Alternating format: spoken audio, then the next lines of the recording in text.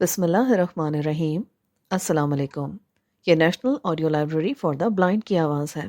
آج ہم آپ کے لیے جو کتاب ریکارڈ کر رہے ہیں اس کا نام ہے معاشی دہشت گردی، ایک معاشی ضربکار کا اعتراف جرم۔ اس کتاب کے مصنف ہیں جان پرکنس اور اس کا ترجمہ کیا ہے محمد حنیف راؤ نے۔ آواز لبابہ حیدر کی ہے۔ اگر آپ بھی ہم سے کوئی کتاب ریکارڈ کرانا چاہتے ہیں تو فون نمبر 0321434286 پر ہم سے رابطہ کریں۔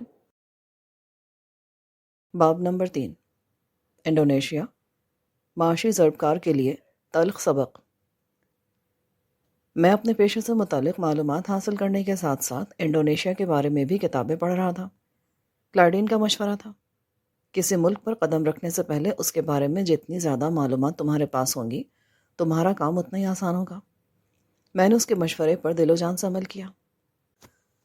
جب کولمبس نے 1492 عیسوی میں اپنے بحری سفر کا آغاز کیا تو در حقیقت وہ انڈونیشیا پہنچنا چاہتا تھا، جو اس وقت جزیرہ مسالہ جات کے نام سے مشہور تھا۔ پورے استعماری دور میں اس کو امریکی براعظموں کی نسبت کہیں زیادہ قدر و قیمت کا حامل تصور کیا جاتا تھا۔ شاندار ملبوسات، مشہور و معروف مسالہ جات اور متومل بادشاہوں کی سرزمین جاوا کی حیثیت جہاں ایک طرف تاج میں جڑے ہیرے کی سی تھی، وہیں یہ خطہ ہسپانوی، ڈچ، پرتگالی اور برطانوی مہم جوؤں کے مابین پرتشدد تصادم کا مرکز بھی تھا۔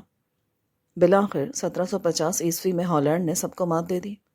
اگرچہ ولندیزیوں نے جاوا پر کنٹرول حاصل کر لیا، لیکن ان کو ارد گرد کے جزائر پر اپنی سیادت قائم کرنے میں 150 برس سے زیادہ لگ گئے۔ جنگ عظیم دوم میں جب جاپانیوں نے انڈونیشیا پر حملہ کیا تو ولندیزی افواج نے کوئی خاص مزاحمت نہ کی، جس کی وجہ سے اہل انڈونیشیا خصوصاً جاوا کے باشندے بھیانک مصائب سے دوچار ہوئے۔ جب جاپان نے ہتھیار ڈالے تو ایک مسحور کن رہنما سیوکارنو منظر پر ابھرا اور اس نے آزادی کا اعلان کر دیا۔ بالآخر 4 سالہ جنگ 27 دسمبر 1949 کو ختم ہوئی۔ ہالینڈ نے اپنا پرچم سرنگو کر دیا اور حاکمیت ان لوگوں کو لوٹا دی جن کو کم و بیش 3 صدیوں سے محکومی اور جدوجہد کے سوا کسی چیز کا علم نہ تھا۔ سیوکارنو نئی جمہوریت کا پہلا صدر تھا، لیکن انڈونیشیا پر حکمرانی کرنا ولندیزیوں کو شکست دینے سے بھی بڑا مسئلہ تھا۔ یہ مجمع الجزائر کم و بیش 17,500 جزائر پر مشتمل ہے، جس کے عناصر ترکیبی مختلف النوع ہیں۔ یہ سرزمین قبائلیت، جدا جدا تہذیب و تمدن، درجنوں زبانوں، مقامی بولیوں اور لسانی گروہوں پر مشتمل باہم متصادم قوتوں کا ملغوبہ تھا۔ ان میں صدیوں پرانی دشمنیاں پہلے سے ہی موجود تھیں۔ پرتشدد تصادم روزمرہ کا معمول تھا۔ سیوکارنو نے ایک انتہائی قدم اٹھایا۔ اس نے 1960 عیسوی میں پارلیمنٹ کو معطل کر دیا اور یوں 1963 میں اس کو تاحیات صدر نامزد کر دیا گیا۔ اسلحہ اور فوجی تربیت کے عوض اس نے دنیا بھر میں پھیلے ہوئے اشتراکی ممالک سے قریبی تعلقات قائم کیے۔ دنیا کے اشتراکی رہنماؤں کی ہمدردیاں حاصل کرنے کے لیے اس نے پڑوسی ملک ملیشیا میں روسی اسلحہ سے لیس فوجی دستے بھیجے تاکہ پورے جنوب مشرقی ایشیا میں اشتراکی انقلاب برپا کیا جا سکے۔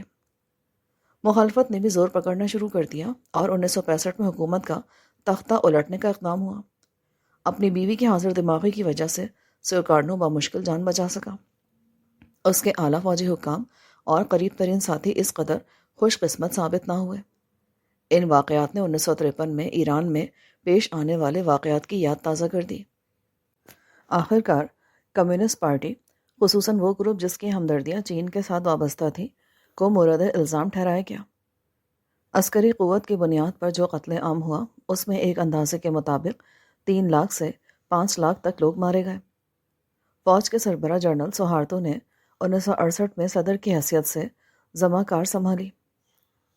1971 تک امریکی حکومت نے انڈونیشیا کو اشتراکیت سے کھینچ نکالنے کے لیے سرگرمیاں تیز تر کر دیں۔ اس کی ایک خاص وجہ یہ ہوئی کہ ویتنام جنگ کا نتیجہ غیر یقینی ہوتا جا رہا تھا۔ 1969 کے موسم گرما سے امریکی صدر نکسن نے اپنے دستے واپس بلانے کا سلسلہ شروع کیا اور یوں امریکی حکمت عملی عالمی تناظر میں جگہ بنانے کی کوشش کرنے لگی۔ حکمت عملی کا مرکزی نقطہ یہ ٹھہرا کہ اس تاثر کو زائل کیا جائے کہ ایک ملک کے بعد دوسرا اشتراکیت کی گود میں جا رہا ہے۔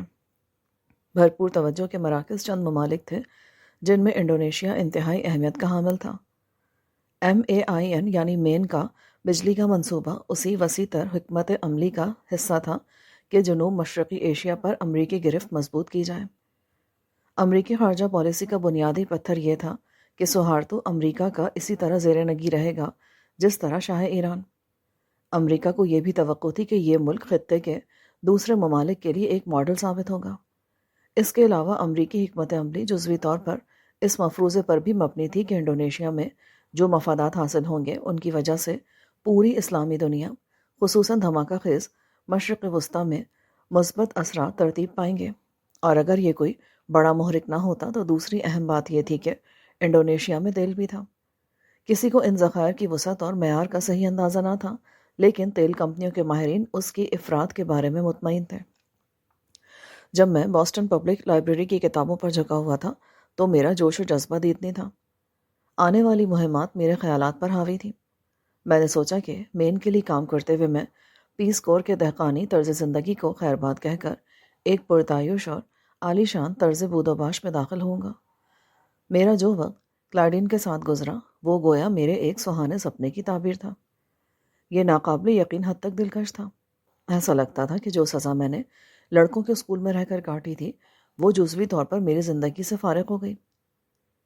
میری زندگی میں ایک بہت بڑی بات شامل ہو رہی تھی۔ این اور میرے تعلقات میں سرد مہری آتی جا رہی تھی۔ میرا اندازہ کہ اس نے یقیناً یہ محسوس کر لیا ہوگا کہ میں دو رخی زندگی بسر کر رہا ہوں۔ میں نے اپنے طور پر اس کا جواز یہ گھڑا کہ یہ اس آزردگی کا منطقی نتیجہ تھا کہ اس نے مجھے شادی کرنے پر مجبور کیا۔ بلا شبہ اس نے ایکواڈور میں پیس کور کے کٹھن حالات میں مجھے سہارا دیا اور میری دیکھ بھال کی۔ میرا رویہ اس کی طرف اس قسم کا تھا جیسے کہ وہ اس انتظام کا تسلسل تھی جو میرے والدین کے سامنے ہتھیار ڈال دینے کی بنا پر وجود میں آیا۔ لیکن جب میں پیچھے مڑ کر دیکھتا ہوں تو یقین سے کہہ سکتا ہوں کہ کلارڈین سے میرے تعلقات کا اس میں اہم حصہ تھا۔ میں یہ بات این کو نہیں بتا سکتا تھا لیکن وہ خود سمجھدار تھی۔ بہرحال ہم نے فیصلہ کیا کہ ہم علیحدہ علیحدہ اپارٹمنٹ میں رہیں گے۔ میری انڈونیشیا روانگی سے ایک ہفتہ پہلے 71 میں ایک روز میں کلارڈین کے گھر پہنچا تو دیکھا کہ چھوٹی سی کھانے کی میز انواع اقسام کے پنیروں اور بیکری کی اشیاء سے بھری پڑی ہے۔ اس کے علاوہ شراب کی ایک عمدہ سی بوتل بھی موجود تھی۔ اس نے میرے لیے جامع صحت تجویز کیا۔ تم کامیاب ہو گئے، اب تم ہم میں سے ایک ہو، وہ مسکراتے ہوئے بولی۔ لیکن اس مسکراہٹ میں خلوص کا عنصر نہ تھا۔ ہم کوئی آدھا گھنٹہ یوں ہی گپ شپ لگاتے رہے۔ جب ہم شراب ختم کرنے والے تھے تو اس نے عجیب و غریب نظروں سے دیکھتے ہوئے کہا، ہماری ان ملاقاتوں کے بارے میں کسی سے بھول کر بھی تذکرہ نہ کرنا۔ اس کا لہجہ انتہائی شفاف تھا۔ اگر تم نے ایسا کیا تو میں تمہیں کبھی معاف نہیں کروں گی اور میں اس بات سے انکار کر دوں گی کہ میں کبھی تم سے ملی ہوں۔ اس نے مجھے بری طرح گھورا۔ شاید یہ پہلا موقع تھا کہ میں نے خطرے کی گھنٹی بجتی محسوس کی۔ میں نے صرف سرد مہری والی ہنسی پر اکتفا کیا۔ ہم دونوں کے باہمی تعلقات پر کسی قسم کی گفتگو تمہاری زندگی کو اجیرن بنا دے گی۔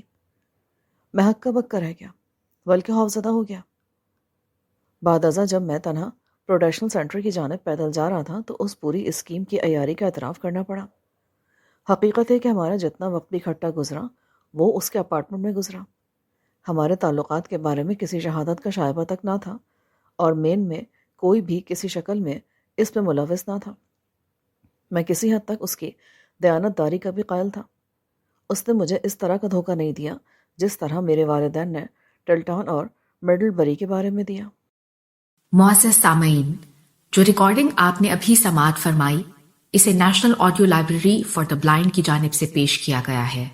ہمارے یوٹیوب چینل کو لائک، سبسکرائب اور شیئر ضرور کیجیے۔ اپنی قیمتی تجاویز اور آراء کے اظہار کے لیے ہمارے کمنٹ سیکشن کا استعمال کیجیے۔ اگر آپ بھی رضاکارانہ طور پر ہمارے اس مشن کا حصہ بننا چاہیں تو ڈسکرپشن میں دیے گئے لنک کے ذریعے ہمارے واٹس ایپ گروپ کو جوائن کیجیے۔ شکریہ۔